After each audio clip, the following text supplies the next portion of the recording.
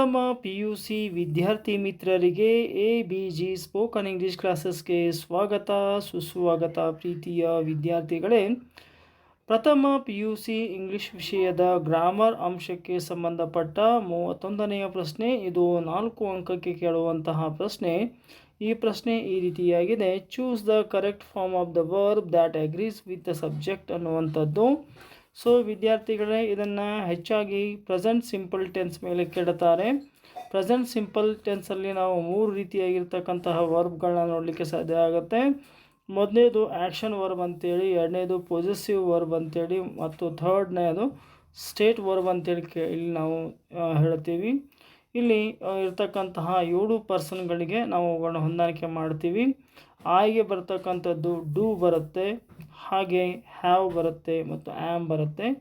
So ಇಲ್ಲಿ ನೀವು ಆಯ್ಗೆ action ವರ್ಬಲ್ಲಿ ಡೂವನ್ನು ಉಪಯೋಗ ಮಾಡಬೇಕು, ಪೊಸೆಸಿವ್ನಲ್ಲಿ ಹ್ಯಾವನ್ನು ಉಪಯೋಗ ಮಾಡಬೇಕಾಗತ್ತೆ. ಅದೇ ರೀತಿ ಸ್ಟೇಟ್ ವರ್ಬಲ್ಲಿ ಆ್ಯಮ್, ಅದರಂತೆ ಉಳಿದ ವಿಗೆ ಡೂ, ಹ್ಯಾವ್ ಮತ್ತು ಆರ್ಗಳನ್ನು ಯೂಸ್ ಮಾಡ್ತೀವಿ. ಯುಗ ನಾವು ಡೂ ಯೂಸ್ ಮಾಡ್ತೀವಿ, ಹ್ಯಾವ್ ಮತ್ತು ಆರ್ಗಳನ್ನು ಯೂಸ್ ಮಾಡ್ತೀವಿ. ಹಾಗೆ ದೇಗೆ ನಾವು ಡೂ ಮತ್ತು ಹ್ಯಾವ್ ಆರ್ಗಳನ್ನು ಯೂಸ್ ಮಾಡ್ತೀವಿ. ಹಿ, ಸಿ, ಇಟ್ ಅಂತಕ್ಕಂತಹ ಥರ್ಡ್ ಪರ್ಸನ್ ಸಿಂಗ್ಯುಲರ್ಸ್ ಬಂದಾಗ ಏನು ಮಾಡ್ತಾರೆ ಅಂತಂದರೆ ಡಸ್ ಮತ್ತು ಹ್ಯಾಸ್ ಮತ್ತು ಈಸ್ಗಳನ್ನು ನಾವಿಲ್ಲಿ ಉಪಯೋಗ ಮಾಡ್ತೀವಿ. ಆ್ಯಕ್ಷನ್ ವರ್ಬ್, ಪೊಸೆಸಿವ್ ಮತ್ತು ಸ್ಟೇಟ್ ವರ್ಬ್ಗಳಲ್ಲಿ ಈ ರೀತಿಯಾಗಿರ್ತಕ್ಕಂತಹ ಸಹಾಯಕ ಕ್ರಿಯಾಪದಗಳನ್ನು ನಾವು ಉಪಯೋಗ ಮಾಡ್ತಾ ಇದ್ದೇವೆ. ಅದರಂತೆ ಈಗ ನಾವು ಮೊದಲನೇ ಒಂದು ಎಕ್ಸಾಂಪಲನ್ನು ಸಾಲ್ವ್ ಮಾಡ್ತಾ ಸಾಗೋಣ, ಬನ್ನಿ. ಪ್ರೀತಿಯ ವಿದ್ಯಾರ್ಥಿಗಳೇ, ಈಗ ಮೊದಲನೆಯ ಒಂದು ಎಕ್ಸಾಂಪಲನ್ನು ಸಾಲ್ವ್ ಮಾಡೋಣ. The commission of enquiry. ಇಲ್ಲಿ 2 ಆಪ್ಷನ್ಗಳನ್ನು ಕೊಡಲಾಗಿದೆ.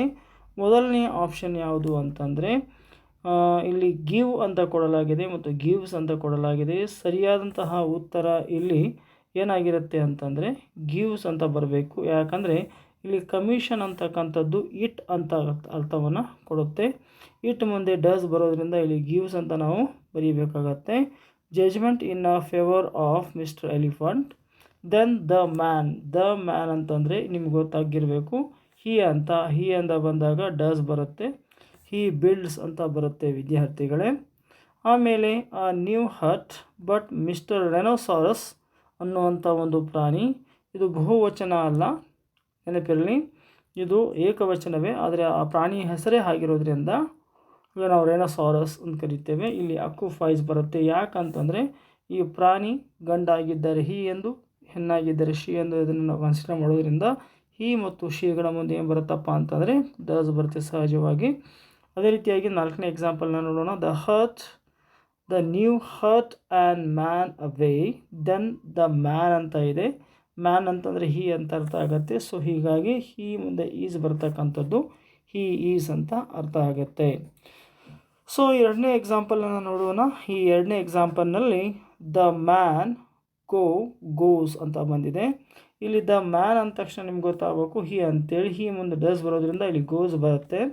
On building new hurts 1 by 1 every time he ಅಂತ ಇರೋದ್ರಿಂದ ಇಲ್ಲಿ ನಾವು ಲೂಸಸ್ ಅಂತ ಮಾಡ್ಕೋಬೇಕಾಗತ್ತೆ. ಈ loses he's hurt to one or the other animals. Finally again ಮತ್ತೆ ಹಿ ಬಂದಿದೆ, ಹಿ ಅಂದರೆ ಮತ್ತೆ ಗ್ಯಾದರ್ಸ್ ಬರಬೇಕು. ಸೊ ಇಲ್ಲಿ ಹಿ ಸೀಟ್ ಬಂದಾಗ ಡಸ್ ಉಪಯೋಗ ಮಾಡೋದ್ರಿಂದ ಎಸ್ ಪ್ರತ್ಯಯ ಎಕ್ಸ್ಟ್ರಾ ಇರತಕ್ಕಂತಹ ವರ್ಬನ್ನು ನಾವು ಉಪಯೋಗ ಮಾಡ್ಕೋಬೇಕಾಗತ್ತೆ. 3ನೇ ಎಕ್ಸಾಂಪಲನ್ನು ನೋಡ್ತಾ ಇದ್ದೇವೆ ವಿದ್ಯಾರ್ಥಿಗಳೇ. My dear good friend your skin. ಇಲ್ಲಿ ಚರ್ಮದ ಬಗ್ಗೆ ಮಾತಾಡ್ತಾ ಇದ್ದಾರೆ. ಚರ್ಮ ಅನ್ಕಂಟೇಬಲ್ ಆಗಿದ್ದು ಅದಕ್ಕೆ ನಾವು ಸಿಂಗ್ಯುಲರ್ ಸಹಾಯಕ ಕ್ರಿಯಾಪದವನ್ನು ಉಪಯೋಗ ಮಾಡಬೇಕಾಗತ್ತೆ. Your skin is harder than mine. So you ಅಂತಂದರೆ ಡೂ ತೆಗೆದುಕೊಳ್ಳುತ್ತೆ. ಸೊ ಹೀಗಾಗಿ ನಾವಿಲ್ಲಿ ರಿಮೇನನ್ನು ಉಪಯೋಗ ಮಾಡ್ಕೋಬೇಕು. ಆಮೇಲೆ in the rain while I ಮುಂದೆ ಬರ್ತಕ್ಕಂಥದ್ದು ಆ್ಯಮ್ ಆಗಿರುತ್ತೆ. I am protecting my delicate skin from the hailstorm. The elephant said you have. ಇಲ್ಲಿ ಯು ಮುಂದೆ ಡೂ ಬರೋದ್ರಿಂದ ಮತ್ತು ಹ್ಯಾವ್ ಬರ್ತದೆ. ಹ್ಯಾವನ್ನು ನಾವಿಲ್ಲಿ ಉಪಯೋಗ ಮಾಡ್ಕೊಳ್ತಾ ಇದ್ದೇವೆ. ಇಲ್ಲಿಗೆ ನಾವು 3 ಎಕ್ಸಾಂಪಲ್ಗಳನ್ನು ಸಾಲ್ವ್ ಮಾಡಿದ್ದೀವಿ ವಿದ್ಯಾರ್ಥಿಗಳೇ.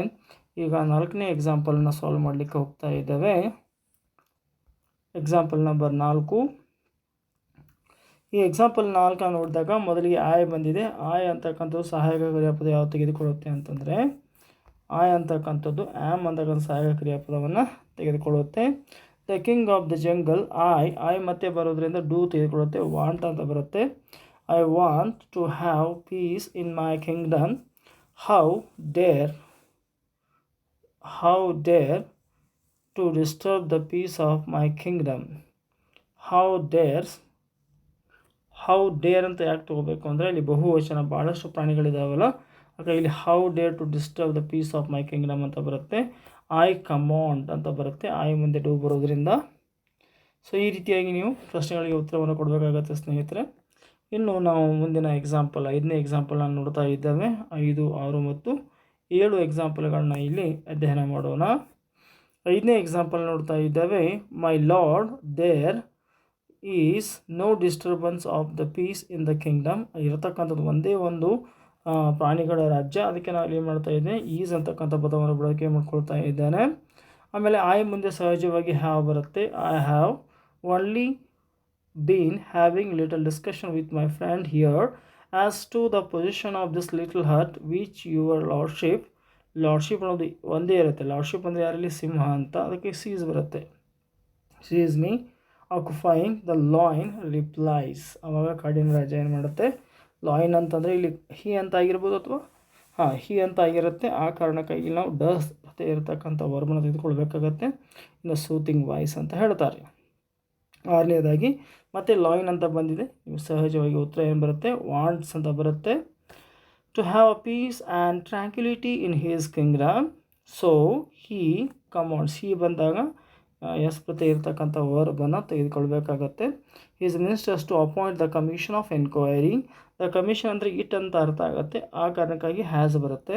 The commission has to report to the king. The elephant ಅಂದರೆ ಹಿ ಅಂತ ಅರ್ಥ ಆಗುತ್ತೆ, ಸೊ ಹೀಗಾಗಿ ಓಬೇಸ್ ಅಂತ ಬರುತ್ತೆ. And engages in the appointing the commission of enquiry ಅಂತ ಹೇಳ್ತಾರೆ. ಇನ್ನೊಂದು 7ನೇದಾಗಿ ಎಕ್ಸಾಂಪಲ್ ನೋಡ್ತಾ ಇದ್ದೇವೆ. ಯು ಅಂತಕ್ಕಂಥದ್ದು ಸಹಜವಾಗಿ ಹ್ಯಾವನ್ನು ತೆಗೆದುಕೊಳ್ಳುತ್ತೆ.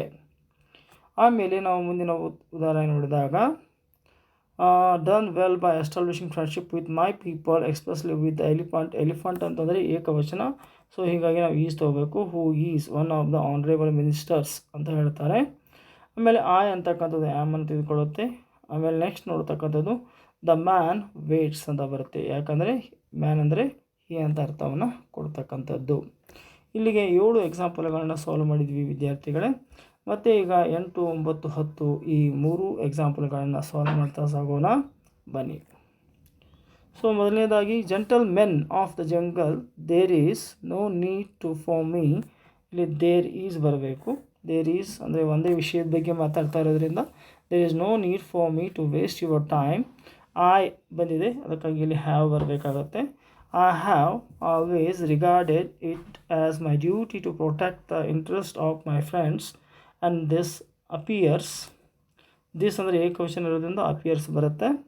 To have caused misunderstanding between myself and my friend here. The commission ಅಂದರೆ ಏಕವಚನ ಇರೋದ್ರಿಂದ ಆಸ್ಕ್ಸ್ ಬರುತ್ತೆ. The man to restrict to the relevant issues. 9ನೇದಾಗಿ ವಿ ಅಂದರೆ ಇದು ಬಹುವಚನ ಮತ್ತು ಇದಕ್ಕೆ ಹ್ಯಾವ್ ಬರುತ್ತೆ. ಈಗಾಗಲೇ ನಿಮಗೆ ಅಲ್ಲಿ ಟೇಬಲಲ್ಲಿ ಕೊಟ್ಟಿದ್ದೇನೆ ಯಾವುದಕ್ಕೆ ಯಾವ ಪರ್ಸನ್ ಬರೋಕ್ಕೆ, ಯಾವ ಪರ್ಸನ್ಗೆ ಯಾವ ಸಹಾಯಕ ಕ್ರಿಯಾಪದ ಬರುತ್ತೆ ಅಂಥೇಳಿ, ಅದನ್ನು ಇಲ್ಲಿ ಫಾಲೋ ಅಪ್ ಮಾಡಬೇಕಾಗತ್ತೆ. We have already heard the circumstances from various unbased sources. All we wish ಅಂತ ಬರುತ್ತೆ. All we wish you to tell us is whether the undeveloped space in your heart was occupied by anyone else before. The man gives ಬರಬೇಕು. Man ಅಂದರೆ he ಅಂತ ಅರ್ಥ ಆಗುತ್ತೆ. So ಇನ್ನು 10ನೇದಾಗಿ Mara says that the medicinal creeper ಅನ್ನೋದು ಏಕವಚನದಲ್ಲಿದೆ, ಅದಕ್ಕಾಗಿ ಏನು ಮಾಡಬೇಕು, ಹ್ಯಾಸ್ ತೊಗೋಬೇಕಾಗತ್ತೆ. ಬೈ ಸೇಸ್ ದ ಕರ್ಸ್ ಅಂದರೆ ಶಾಪ, ಸೊ ಅನ್ಕೌಂಟೇಬಲ್ ನೌನ್ ಆಗಿರುತ್ತೆ, ಸೊ ಕೌಂಟೇಬಲ್ ಮಾಡ್ಬೋದು. That when somebody needs it they shall not find it. So when you find ಅಂತ ಬರಬೇಕು. You must tie it to a ear by try. Mara's stories look ಬರಬೇಕು, ಯಾಕಂದರೆ ಅಲ್ಲಿ ಮಾರಾಸ್ stories ಇದ್ದಾವೆ. Story ಅಂದರೆ ಬಹುವಚನ ಇದೆ, ಹಾಗಾಗಿ ಲುಕ್ ತಗೋತೆ. ಕಾಕ್ ಆ್ಯಂಡ್ ಬುಲ್ ಸ್ಟೋರೀಸ್ ಅಂತ ಹೇಳ್ತಾರೆ ಅವರು. ಸೊ ವಿದ್ಯಾರ್ಥಿಗಳೇ 11ನೇ ಎಕ್ಸಾಂಪಲನ್ನು ನೋಡೋಣ. ಸೊ ಈಗ 11ನೇ ಪ್ರಶ್ನೆಯನ್ನು ನೋಡ್ತಾ ಇದ್ದೇವೆ. ದ ಮೆಡಿಸಿನಲ್ ಕ್ರೀಪರ್ ಅಂತಕ್ಕಂಥದ್ದು ಏಕವಚನವಾಗಿದ್ದು ಇದಕ್ಕೆ ಹ್ಯಾಸ್ ನಾವು ಬಳಕೆ ಮಾಡ್ಕೋಬೇಕಾಗತ್ತೆ. Small leaves resembling betel leaves it ಅಂದರೆ ಏಕವಚನ ಬಿಯರ್ಸ್ ಬರುತ್ತೆ. Fruits in the bunch like a grapes the plant comes ಬರಬೇಕು, ಯಾಕಂದರೆ ಇಟ್ ಅದೇ ದ ಪ್ಲ್ಯಾಂಟ್ ಅಂದರೆ ಇಟ್ ಅಂತ ಅರ್ಥ ಆಗುತ್ತೆ. Only in the rainy season, so no one sees ಬರಬೇಕಾಗತ್ತೆ, no one sees this plant. And 12ನೇದಾಗಿ ನಾವು the forest is disappearing. The forests ತಗೊಂಡ್ರೆ ಇಲ್ಲಿ forest is disappearing and the people who know ಅಂತ ಬರಬೇಕು. About the medicinal creeper are leaving us one by one. One must realize that if one disappears, the other becomes useless. Next, so India's native medicinal systems are on the verge of extinction ಅಂತ ಹೇಳ್ತಾರೆ. And one of the problems is, ಯಾಕಂದರೆ ಇದು superlative ಡಿಗ್ರಿನಲ್ಲಿ ನಾವು ಬಳಸ್ತೇವಲ್ಲ, one of ಅಂತ ಬರುತ್ತಲ್ಲ, ಹಾಗೆ ಇಲ್ಲಿ ಬಳಸಿದ್ದಾರೆ ಅವರು. One of the problems is that these native doctors ಅಂದರೆ ಬಹುವಚನ ಇದೆ, ಬಿಲೀವ್ ಅಂತ ಬರಬೇಕು. that if they tell other about the medicines, the medicine will lose ಅಂತ ಬರಬೇಕು. ಇಲ್ಲಿ ಫ್ಯೂಚರ್ ಟೆನ್ಸನ್ನು ಬಳಕೆ ಮಾಡಲಾಗಿದೆ. lose their potency. As a result, India's native medicinal systems are on the verge of extinction ಅಂತ ಬರುತ್ತೆ. So ಇಲ್ಲಿಗೆ 13 ಎಕ್ಸಾಂಪಲ್ಗಳನ್ನು solve ಮಾಡಿದ್ವಿ ವಿದ್ಯಾರ್ಥಿಗಳು. ಇನ್ನು 2 ಎಕ್ಸಾಂಪಲ್ಗಳನ್ನು ಸಾಲ್ವ್ ಮಾಡೋಣ. ಸೊ ಇಲ್ಲಿ 14ನೇ ಎಕ್ಸಾಂಪಲ್ನ ನೋಡ್ತಾ ಇದ್ದೇವೆ. ಅಪ್ಪನ್ನ said I means do, believe ಬರಬೇಕು. If you squeeze the juice of these leaves milk becomes. Milk ಅನ್ನೋದು ಅನ್ಕೌಂಟೇಬಲ್ ನೋನ್ ಆಗಿರುತ್ತೆ. ಸೊ ಹೀಗಾಗಿ ಏಕವಚನದಲ್ಲಿ ಬಳಕೆ ಮಾಡ್ಕೋಬೇಕಾಗತ್ತೆ. ಏಕವಚನ ಅಂದರೆ ಇಟ್ ಅಂತ ಕನ್ಸಿಡರ್ ಮಾಡಬೇಕಾಗತ್ತೆ. ಸೊ ಬಿಕಮನ್ನು ಬಳಕೋಬೇಕು. ಬಿಕಮ್ಸ್ ಅನ್ನುವಂಥ ಪದವನ್ನು ಇಲ್ಲಿ ವರ್ಬನ್ನು ನಾವು ಬಳಕೆ ಮಾಡಬೇಕಾಗತ್ತೆ. The narrator asked dash you see, ಇಲ್ಲಿ ಹ್ಯಾವ್ ಯು ಅಂತ ಬರಬೇಕು. Have you seen it happen, is there any basis for the stories ಅಂತ ಪ್ರಶ್ನೆಯನ್ನು ಕೇಳಲಾಗಿದೆ. ಸೊ ಇನ್ನು ನಾವು ಕೊನೆಯದಾಗಿರ್ತಕ್ಕಂಥದ್ದು ದ ಸ್ಟೂಡೆಂಟ್ಸ್ ಅನ್ನೋದ್ರಿಂದ ಆರ್ ಬರುತ್ತೆ. Working hard on their assignments, each student has ಅಂತ ಬರಬೇಕು. A different topic of research, the teacher is pleased with their progress so far. However, some students are struggling with the research. So ಪ್ರಥಮ PUC ವಿದ್ಯಾರ್ಥಿಗಳೇ, ಇಲ್ಲಿಯವರೆಗೆ ನಾವು SV agreement ಅಂತ ಕರೀತೀವಿ, subject verb agreement ಅನ್ನುವಂಥ ಟಾಪಿಕನ್ನು ಅಧ್ಯಯನ ಮಾಡಿದ್ವಿ.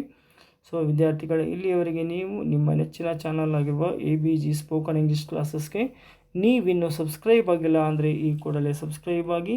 ಈ ವಿಡಿಯೋ ನಿಮಗೆ ಇಷ್ಟ ಆದರೆ ದಯವಿಟ್ಟು ಲೈಕ್ ಮಾಡಿ, ಶೇರ್ ಮಾಡಿ, ಕಮೆಂಟ್ ಮಾಡಿ ಅಂತ ಕೇಳಿಕೊಳ್ಳುತ್ತಾ ಧನ್ಯವಾದಗಳು.